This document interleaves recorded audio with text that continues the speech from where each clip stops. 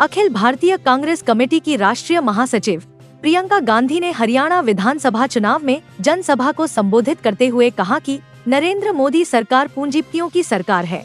हरियाणा की धरती किसानों, जवानों और पहलवानों की धरती है, लेकिन नरेंद्र मोदी की सरकार में इन तीनों का ही ध्यान नहीं रखा गया।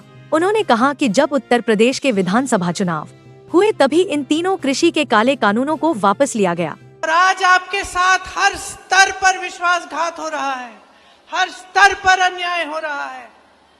मैंने कहा किसानों की धरती है, जवानों की धरती है, पहलवानों की धरती है। किसानों के साथ कितना अन्याय हुआ।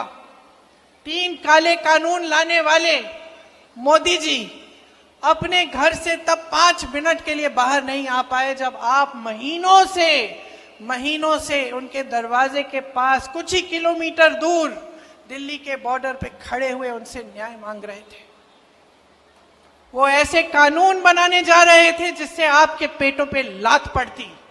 उनको मालूम था कि इन कानूनों से सिर्फ बड़े बड़े उद्योगपतियों का फायदा होगा, किसानों का कोई फायदा नहीं होने वाला है। फिर भी वो पीछे हटे नहीं। आपने संघर्ष किया, बैठे रहे महीनों के लिए, आप पे लठ चलाया गया, आपको मारा पीटा गया, 750 किसान शहीद हुए। ये हिले नहीं। हिले तब जब उत्तर प्रदेश का विधानसभा का चुनाव आया, जिसका जिक्र आपने किया दीपेंद्र जी। जब चुनाव आया तब हिले।